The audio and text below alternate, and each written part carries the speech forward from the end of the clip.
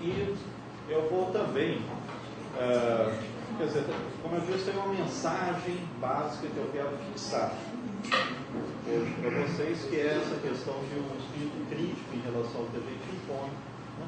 Então vou também mostrar algumas coisas de internet associadas ao Copérnico, que a gente vai discutir um pouco a história dele. Então, esse tema é bastante comum, né, nos livros didáticos, etc. Copérnico é a Revolução Astronômica, surgimento do heliocentrismo dentro do período moderno, né, e que faz parte, inclusive, das sugestões, né, curriculares do ensino médio, que deveria ser tratado pelos professores de física. Vamos ver alguma coisa de exemplos dessas versões populares da Revolução de Copérnico, né? Como que o Copérnico, então, colocou o Sol como sendo o centro do sistema solar, a Terra, né, girando em torno do Sol, esse negócio todo. E o que a gente pode apresentar, né, de razoavelmente bem fundamentado e de problemas do que é ensinado geralmente, né?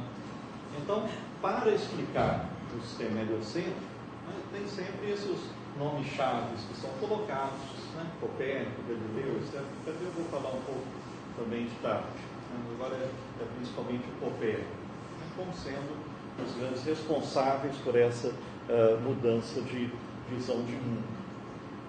Suponhamos então que você quer falar um pouco sobre isso. O que deve ser ensinado? Né? Deve falar sobre a vida de Copérnico ou só sobre as suas ideias? Né? Isso é um problema genérico. Né? Existe aquilo que são chamados epônimos. Epônimos são as coisas que são batizadas a partir do nome de uma pessoa. Né? Então, as leis de Newton. Né? Então, batizadas com o nome do Newton. E isso está nos livros textos, e aí o professor se sente obrigado a falar alguma coisa sobre o autor cujo nome está lá. Né? E ele tem muito, né? Tem a lei de Hooke, tem as leis de Marx, etc. Né? Então, aparece o nome, é muito mais em física, por exemplo, do que em biologia. Biologia não tem tanto. Né? Física tem muito. Né? E aí o que acontece? Os livros didáticos de ensino médio, né, acrescentam aquelas partes, né, adicionais, em geral boxes, né, falando então sobre o fulano, quer dizer, nasceu em tal lugar, em tal data, aconteceu, fala um pouco sobre a biografia. Né? Será que isso é importante ou não?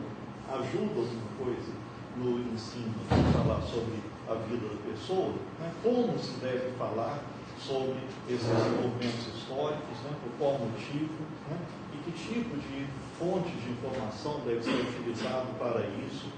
Então, são problemas tanto para quem escreve, como para quem vai utilizar esse material. E, novamente, eu vou pegar, então, como exemplo, né, um texto que foi divulgado na internet, no Ciência e Tecnologia Jovem, no Ministério de Ciência e Tecnologia, né, então, esse exemplo que eu vou colocar também já sumiu da internet. Né? Eu avisei, né, as pessoas que estava tudo errado. Bom, então essa página aqui, né, que existia, essa da página, né, Ministério da Ciência e Tecnologia, Ciência e Tecnologia Jovem, História da Ciência, Copérnico. Né? Então, vamos ver alguns trechos disso daí. Né?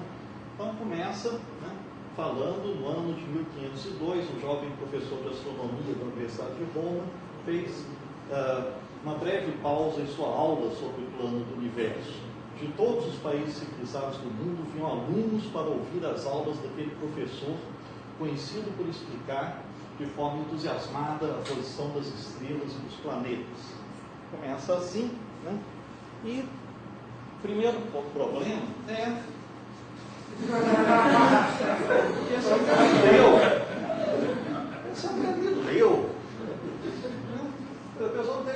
cuidado de ver qual era a figura que estava colocando na página do Copérnico. Né? Não é tão difícil assim, pelo amor de Deus. Nem tão jovem assim. Hã? Nem tão jovem assim. Bom, o Galileu a gente sabe com certeza, né? Nos próprios livros do Galileu, durante a vida dele, aparecem retratos. Né? Por outro lado, ninguém sabe como era a cara do Copérnico, porque os primeiros desenhos que foram feitos da cara do Copérnico foram feitos 40 anos depois que ele já tinha morrido. Então, pode ser puramente desenhos imaginários. Né? Ninguém sabe direito como ele era, mas a gente sabe como era Galileu. Bom, e o texto, né, começa a dizer, então vocês vejam a precisão, no ano de 1502, então, né, o cara não sabe exatamente quando que aconteceu, um jovem professor de astronomia da Universidade de Roma, tá, então Copérnico era professor da Universidade de Roma, só que ele nunca foi professor de astronomia da Universidade de Roma, nunca foi professor de universidade nenhuma na vida dele. Ele não teve uma carreira acadêmica, né? Ele estudou em universidade, sim, em várias coisas. Né? De que ele vivia se ele não era professor? Ele vivia a partir de uma renda, de um cargo dele na igreja. Ele conseguiu graças a um parente dele, o tio dele, que era bispo, e conseguiu um benefício vitalício para ele. Essas coisas já existiam. Né? Existiam, ajudar os parentes. Né? E ele nunca precisou pegar duro na vida. Né? Ele tinha alguns encargos administrativos, né? Na igreja, era um administrador, ele não era padre. Tá? Não era padre. Então ele fez os estudos religiosos, mas ele não era padre, né? Era mais um administrador. Né? E ele tinha tempo livre para fazer o que ele quisesse. Bom, nesse ano exato de 1502, ele conhece bem a vida do Copérnico, né? Ele era estudante de medicina em Pádua. Então não era Roma, era Pádua, não era professor, era estudante, e não era professor de astronomia, era estudante de medicina. Aliás, nem existiam cursos de universidade de astronomia na época propriamente ditos. Né? Nas universidades da época, existiam poucos cursos para a pessoa escolher. Né? Quais eram os cursos mais importantes? Medicina, que nessa época ele estava estudando, direito, que ele também estudou direito, né? Teologia, era uma profissão importante, né? Você ter estudos teológicos avançados para ter um cargo como bispo, coisa desse tipo. Eram as três profissões, as três, não estou dizendo algumas as três profissões que você podia ter um título universitário. Né? E tinha o curso universitário de artes liberais, que era para dar uma cultura geral e que não servia para nada na prática. A pessoa que fazia o curso de artes liberais guardava o diploma na gaveta e ia fazer qualquer outra coisa da vida. Né? Então, não era uma profissão. O Copérnico ele estuda direito, estuda medicina. Não existia curso de matemática? Não. Mas as pessoas estudavam matemática. Nesse curso de artes liberais tinha uma boa base em matemática e em medicina. Quer dizer, o curso de medicina era o melhor curso científico da época. Por quê? Porque um médico tinha que conhecer muito bem a astronomia na época. É esquisito para a gente, mas a medicina estava associada à astrologia. Né? Então chegava um médico na casa do doente, né? O cara estava lá morrendo e tal, o médico perguntava para os parentes: olha, em que dia, em que hora ele começou a passar mal? Isso era um dado importante. Né? Então, tinha que identificar o dia e a hora em que começou a sentir os sintomas, e aí o médico tinha que consultar os astros para ver qual era a configuração de Marte, Júpiter, Mercúrio naquele instante, e interpretar a doença da pessoa, e a partir daí fazer tanto uma previsão, né? Previsão podia ser tchau, nem adianta eu ficar aqui tentando fazer com ele. Ou, né, o tratamento que também era prescrito astrologicamente. Né? Então, houve um desequilíbrio dos humores por causa da influência de Marte, não sei o que, qualquer coisa desse tipo. Né? Ele está com excesso de sangue, então a gente tem que fazer uma sangria, né? Cortar aqui, deixar o sangue sair e tal. Isso tem que ser feito a tal hora, né? De tal dia, porque a Lua vai estar em tal posição, esse negócio todo. E o médico tinha que saber astronomia e astrologia. Então ele estudava muito isso. E para isso ele também estudava matemática. Então era a carreira universitária na qual mais se estudava, né, o conhecimento científico. E foi estudando medicina que o Copérnico estudou e se interessou por astronomia. Bom, aí, né, continuando aqui o site, né, o Copérnico então ensinava para os alunos dele, né, a Terra é o centro do universo, o Sol, a Lua e os 5 planetas são satélites que giram diariamente em torno da nossa majestosa Terra, em um círculo perfeito. Mais adiante se concentram as estrelas fixas, que rodeiam todos. Estas são as verdades fundamentais que escreveu o grande Cláudio Ptolomeu há mais de 500 anos e que são evidentes para os sentidos, ensinava. Né? Então, segundo o texto lá do Ministério da Ciência e Tecnologia, né? Isso era o que o Copérnico ensinava para os alunos dele em Roma em 1502, né? A doutrina geocêntrica. Né? E está entre aspas. Né? Quando a gente põe num texto alguma coisa entre aspas, quer dizer que literalmente a pessoa disse aquilo. Né? Então, provavelmente na aula do Copérnico tinha um aluno com gravador, né? Gravando a frase dele, por isso a gente sabe exatamente qual é a frase que ele disse. Né? Quem que anotou as palavras exatas de Copérnico? Né? Não existe nenhuma fonte sobre isso. Né? Bom, segundo aqui, o Copérnico falava do Sol, a Lua e os 5 planetas como satélites que giram em torno da Terra. Ninguém, na época, falava de Sol, Lua e planetas como satélites. Né? A palavra satélite começa a ser aplicada na astronomia por Kepler, Kepler é bem depois de Copérnico. Né? E a palavra satélite, ela não se originou na astronomia, ela se originou na política. Era o nome usado, os satélites, né? Eram as pessoas que estavam sempre em volta das pessoas importantes e ricas. Né? Então você vê, por exemplo, determinado político, presidente, governador, né, aparece na televisão e tem aquele pessoal que está lá em volta também, eles são satélites, né, que não desgrudam. Né? Então isso era o significado inicial dessa palavra. E o Kepler vai aplicar essa palavra para as luas de Júpiter, que o Galileu descobre, né?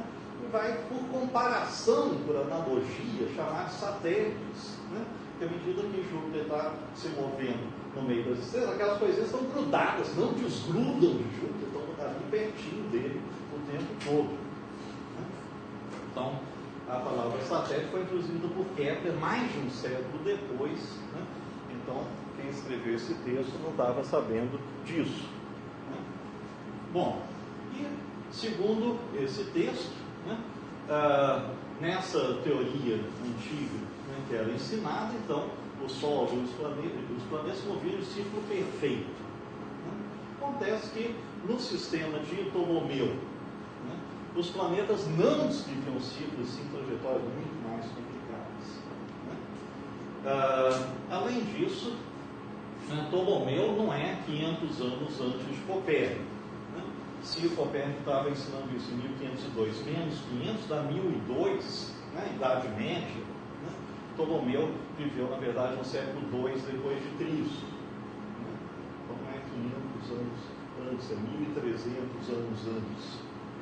Bom, o sistema de Ptolomeu não é simples e não se baseava em observações, não é evidente para os sentidos.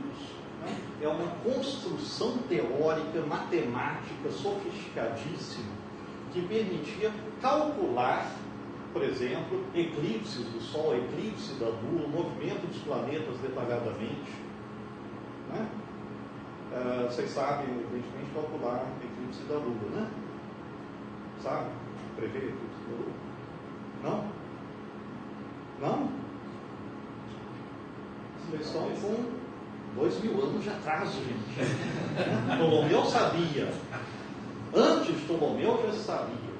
A astronomia era, desde a antiguidade, uma coisa altamente sofisticada. Né? Então, quando você pensa, né, que na antiguidade simplesmente eles olhavam para as coisas e ficavam com isso, não é. Não é. A gente tem que ter um pouco mais de respeito pelos antigos. Bom, continuando com o site.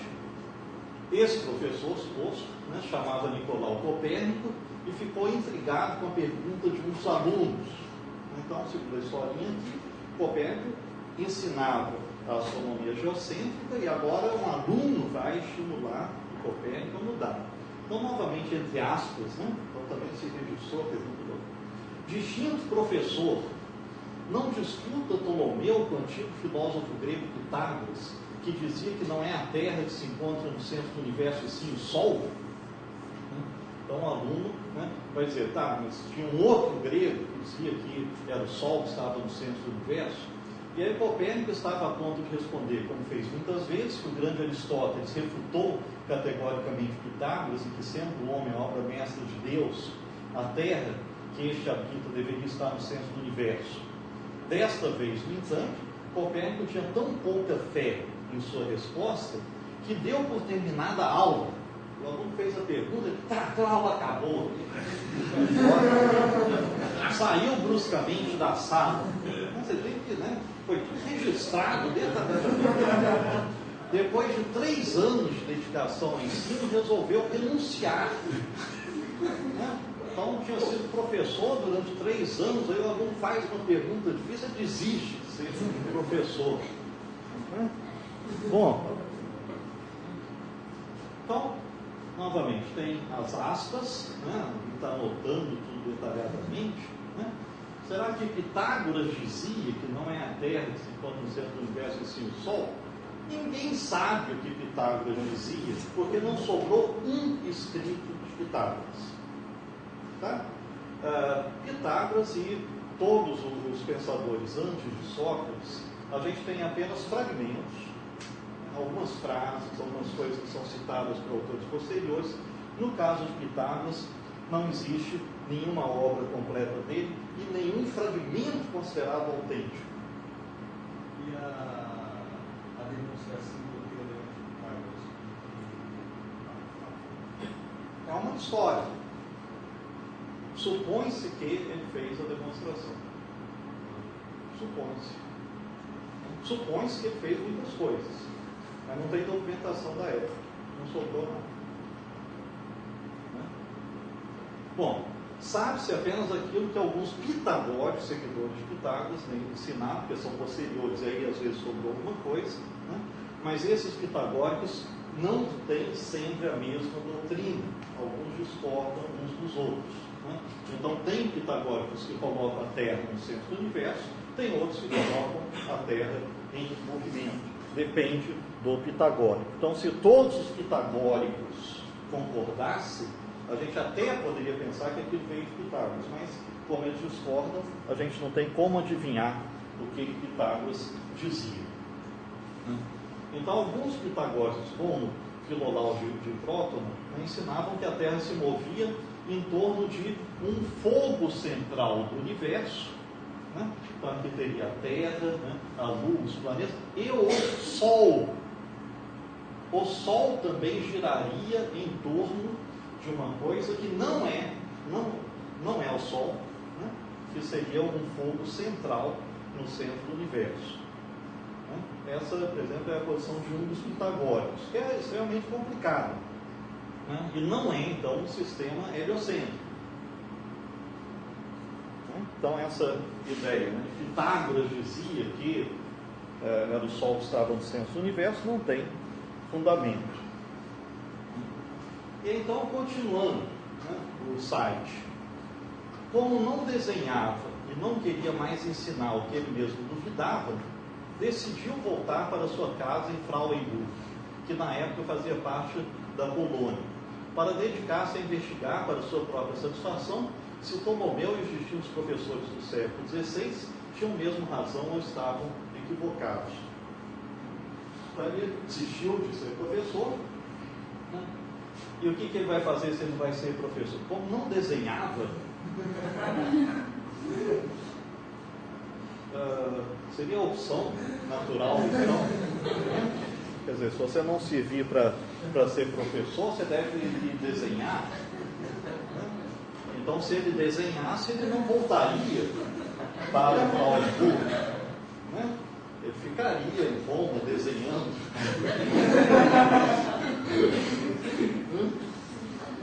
E aí ele, né, volta para casa em Frauenburg, na época fazia parte da Polônia, né? Não existia Polônia, né, naquela época, né? Na época Frauenburg fazia parte da Prússia Oriental, atualmente faz parte da Polônia com o nome de Frombork. Bom, toda essa história daqui, né, não tem nenhuma evidência documental de que isso tenha ocorrido. É uma história inventada. O lugar de nascimento de Copérnico, né, isso aqui então é um mapa da Polônia, né, que não existia na época, né, mas então Torum, Torva, Trum, né, tem vários modos de você grafar essa palavra, né, local de nascimento de Copérnico, né, estaria aqui, e o lugar onde ele passa uma parte da vida e onde ele tem, né, o bico dele, né, para sustentação, fica nesse cantozinho aqui no litoral, né, Frauenburg ou Frombork, né, o lugar onde desenvolveu a teoria e morreu. Então os dois atualmente ficam na Polônia, né, e é um nada, né, só em mapas com muitos detalhes é que você consegue localizar esse lugar onde ele viveu. Bom, e então, continuando, né, o site, então ele não sabia desenhar, teve que voltar para a cidade dele. Dentre os seus principais estudos, constam algumas reformas práticas para tornar o calendário mais preciso, pois foi o primeiro a descobrir a duração quase exata do ano. Tempos depois das suas descobertas, outros estudiosos constataram que seus cálculos sobre a longitude do ano tinham uma margem de erro de apenas 20 segundos. Na obra de Copérnico, basearam-se Kepler, Newton, Einstein, vários cientistas que elaboraram a astronomia moderna.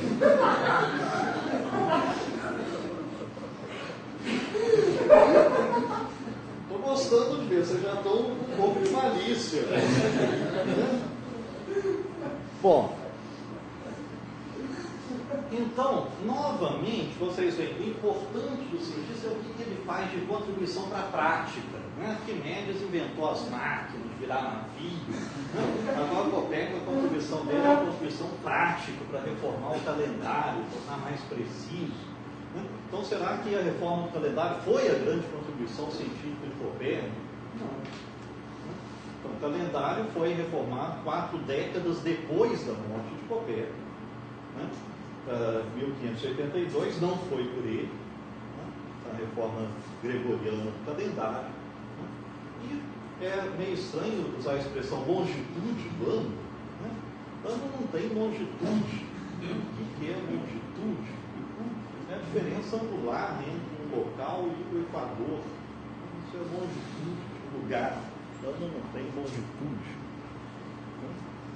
Bom, e segundo o texto, Copérnico foi o primeiro a descobrir a duração quase exata do ano, uma margem de erro de até 20 segundos. Né? Então vamos ver. Se a gente pega a obra de Copérnico, né, a gente tem avaliações. Nossa. Bom.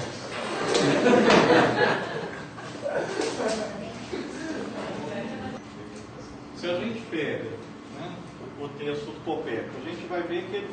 avaliação, né, de que o ano sideral. Então, o ano sideral é o tempo que o Sol demora para retornar à mesma posição em relação às estrelas. Né? Teria uma duração de 365 dias, 6 horas, 9 minutos e 40 segundos. Né? O valor atualmente aceito é 365 dias, né? 6 horas, 9 minutos e 9 segundos. Né? Diferença de 31 segundos. Né? Então, não sei de onde que tiraram que é 20 segundos. Então, é 31, de todo jeito, é uma diferença muito pequena, né?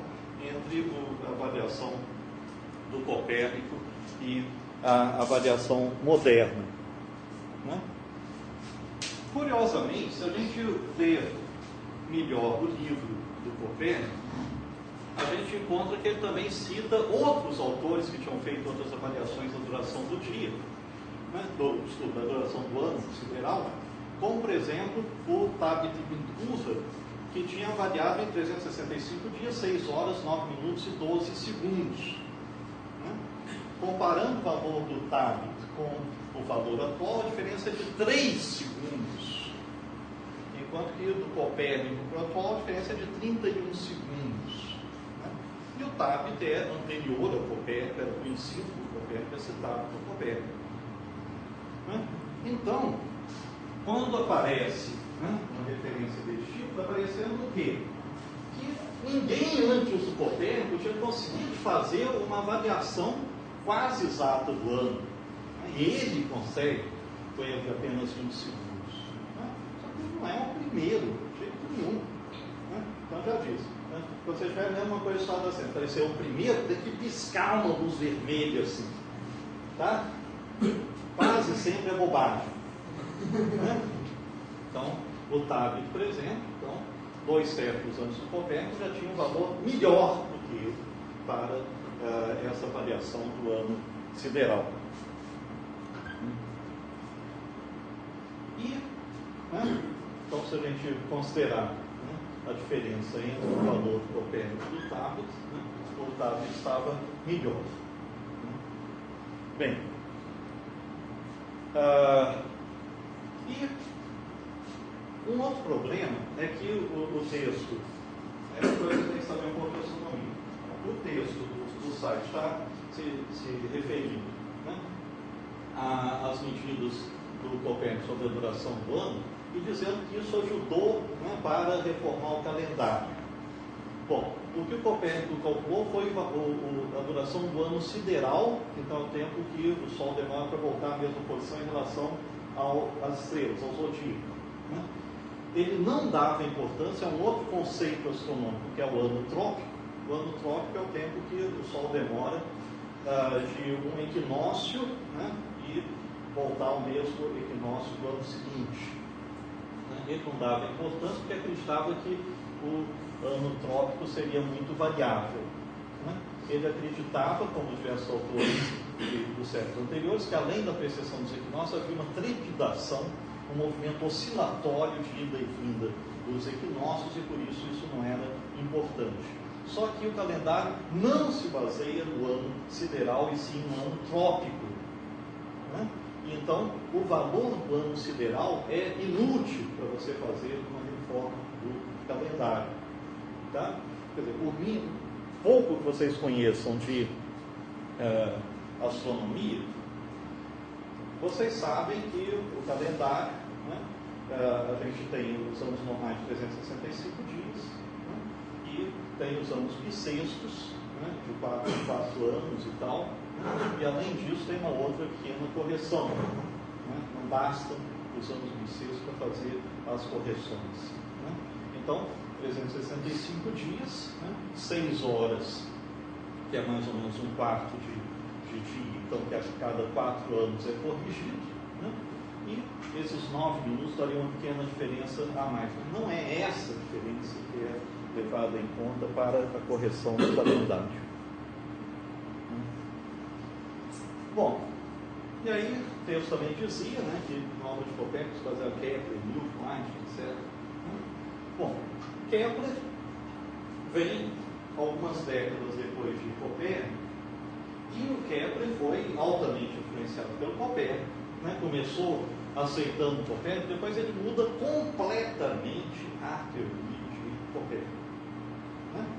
Então, para Kepler, né, vocês sabem pelo menos algumas coisas, que ele vai introduzir órbitas elípticas para os planetas.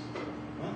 Copérnico jamais pensou em órbitas elípticas. Para Copérnico, os planetas estavam presos em esferas, né, que giravam em torno do Sol, e nessas esferas tinha outras esferas auxiliares, os epiciclos, etc., que é o que a gente pensa que só os antigos faziam, e é o que Copérnico fazia. Então, a teoria de Kepler é completamente diferente da teoria de Copérnico.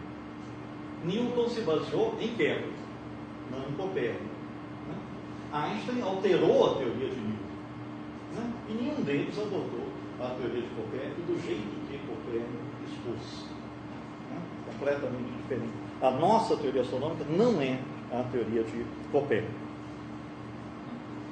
Bom, então, esse texto sobre Copérnico, né, existente no site do Ministério, estava no site do Ministério da Ciência e Tecnologia, é totalmente equivocado, sob o ponto de vista histórico. Né? Também ele passa uma visão inadequada sobre o processo de construção da ciência e, entre outras coisas, transmite a ideia de que Copérnico foi um grande observador. Né? Então, ele observou e determinou um valor muito preciso do ano. Né? E que então o trabalho se baseou principalmente em observações e medidas cuidadosas. Bom, primeiro ponto, como é que alguém determina a duração do ano com alguns segundos de precisão? Como é que você pode saber que o Sol voltou, isso da Terra, né? Que o Sol voltou exatamente à mesma posição em relação às estrelas com uma precisão de segundos? Como é que você determina isso? Hoje, se você tiver todos os instrumentos que você quiser, como é que você determina isso? Uma precisão de segundos. Como ele poderia talvez filtrar. Ele calcula, sei lá, utilizando alguns sistemas de sombras, quanto o Sol se deslocou em um dia. Daí, sei lá, luz quanto ele se deslocaria para voltar com qual precisão? Pois é. Quer dizer, o Sol se desloca por dia aproximadamente 1 grau.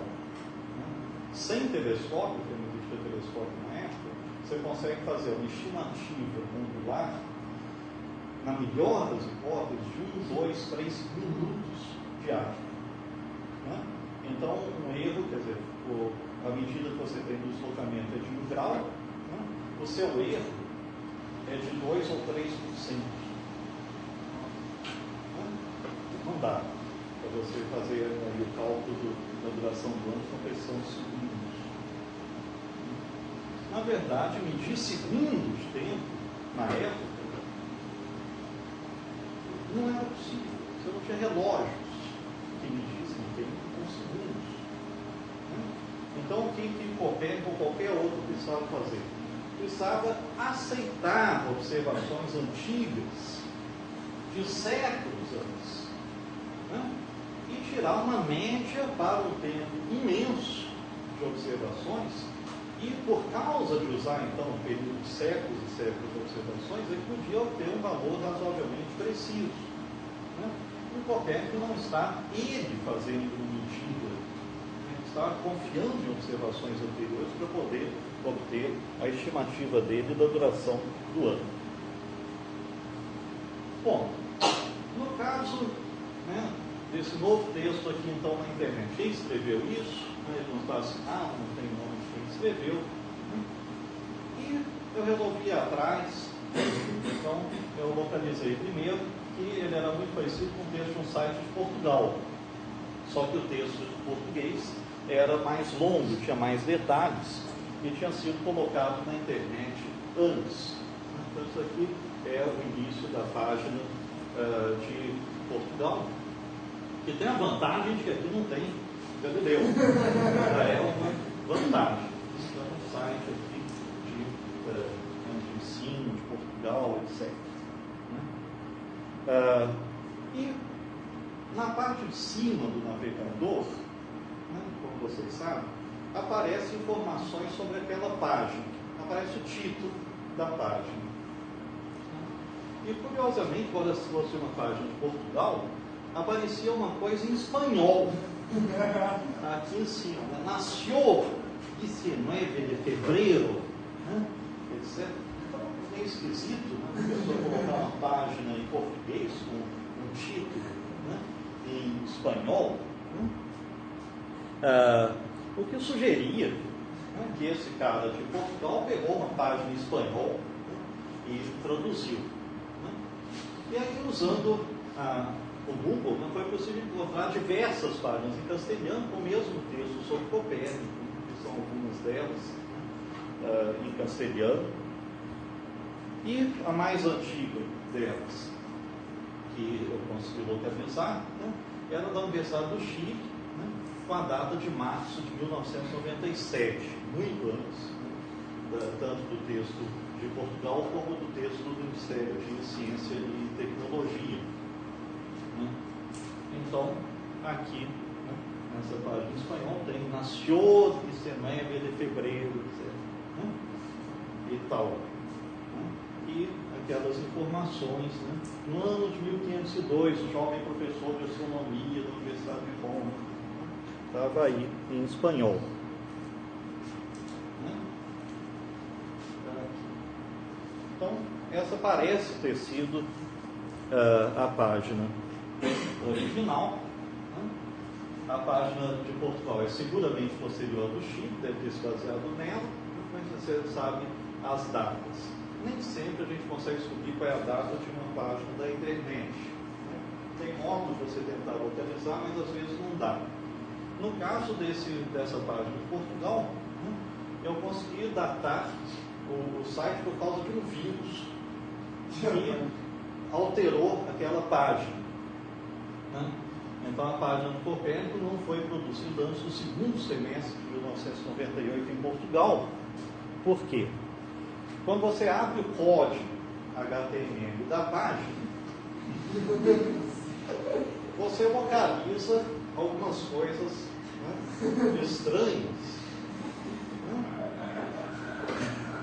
a respeito da página sobre Copérnico, né, que estavam lá no código da página. Não aparece quando você está simplesmente no navegador. Abrindo a página, tinha algumas coisas esquisitas. Né? João Jardim, vezes 8, porra, dia 8, vota não. Né? A regionalização é um erro colossal. O que era isso? Né? Então, esse cabeçalho, né, que tem lá na página de Portugal não é uma brincadeira do autor. É um efeito de um vírus de macro que circulou em Portugal, chamado W97N/V, né, criado em 1998 em Portugal para protestar contra a divisão de Portugal em 8 regiões administrativas que tinha sido defendido pelo político Roberto João Jardim. Né? Então isso explica, né, essas coisas que aparecem aqui. O plebiscito foi realizado dia 8 de novembro de 98, né? E o vírus foi criado um pouco antes disso. Então essa página contaminada pelo vírus, né, foi para a internet um pouco antes do plebiscito, depois que o vírus